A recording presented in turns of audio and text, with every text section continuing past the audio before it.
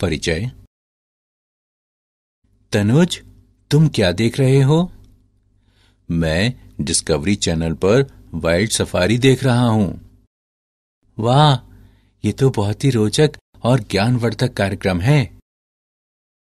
आदित्य, क्या तुम कृपया कुछ किनारे हटोगे? मेरा रिमोट काम नहीं कर रहा है। क्या ये अब कर रहा है? हाँ, धन्यवाद। लेकिन ऐसा क्यों हुआ? जब तुम रिमोट के सामने आ गए तो इसने काम क्यों नहीं किया? क्या तुम्हें पता नहीं कि अवरक्त किरणें यानी इंफ्रारेड रेज शरीर से होकर नहीं गुजर सकती? अवरक्त किरणें ये क्या होती हैं? जब हम टीवी रिमोट का बटन दबाते हैं तो ये एक अवरक्त तरंग उत्सर्जित करता है जो टेलीविजन के सेंसर तक जाती है। जब कोई वस्तु रिमोट के सामने आ जाती है तो तरंग उस वस्तु को भेद नहीं पाती, इसलिए रिमोट काम नहीं करेगा यदि इसके मार्ग में कोई वस्तु आ जाए। लेकिन रेडियो सिग्नलों में यह किस प्रकार संभव है जो बहुत लंबी दूरियों तक गमन करते हैं? तरंगे अनेक प्रकार की होती हैं जिनके अपने विशिष्ट गुणधर्म होते हैं। रिमोट कंट्रोल अवरक्त किरणों पर कार्य करता है, जबकि रेडियो प्रसारण रेडियो तरंगों पर कार्य करते हैं। अवरक्त किरणों की आवृत्ति रेडियो तरंगों से उच्चतर होती है, और तुम जानते हो कि जिन तरंगों की आवृत्तियां उच्चतर होंगी उनकी भेदन शक्ति कम होगी। ठीक है, मुझे मेरा उत्तर मिल गया। इस बारे में जानना तो सचमुच रोचक लग रहा है और मैं इस बारे में अधिक जानना चाहता हूं। छात्रों, आज हम वैद्युत चुंबकीय तरंगों के बारे में और अधिक अध्ययन करेंगे।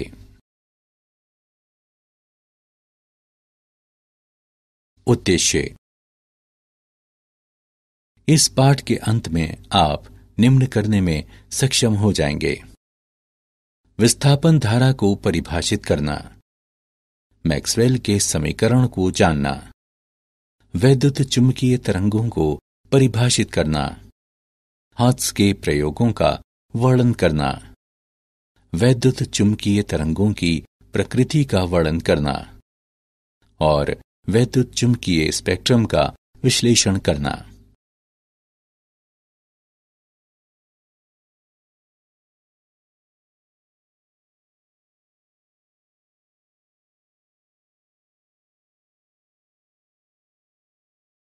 विस्थापन धारा।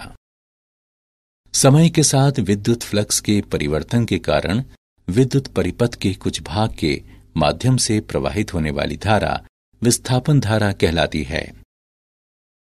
एक संधारित्र पर विचार करें जिसे धारा I को नियतांक रखते हुए आवेशित किया गया है। एम्पियर के नियम के अनुसार वक्र C के परितः B का रेखा समाकल C से आबद्ध पृष्ठ के माध्यम से प्रवाहित धारा I के म्यू नॉट गुने होने चाहिए। इसका आशय है कि पृष्ठ S1 के लिए B.dl का समवृत्त समाकल बराबर म्यू नॉट I, लेकिन पृष्ठ S2 के लिए, जिसके माध्यम से धारा प्रवाहित नहीं होती है, B.dl का समवृत्त समाकल बराबर 0। इसका अर्थ है कि यहां एक विसंगति है। संधारित्र प्लेटों के बीच में अचालक में परिवर्तनशील विद्युत क्षेत्र से संबद्ध धारा अवश्य होनी चाहिए।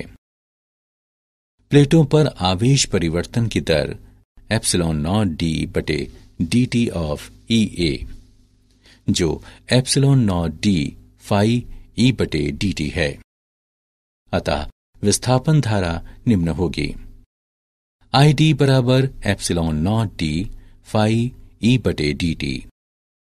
पृष्ठ S2 के माध्यम से विस्थापन धारा का परिमाण पृष्ठ S1 के माध्यम से चालन धारा के परिमाण के समान होगा।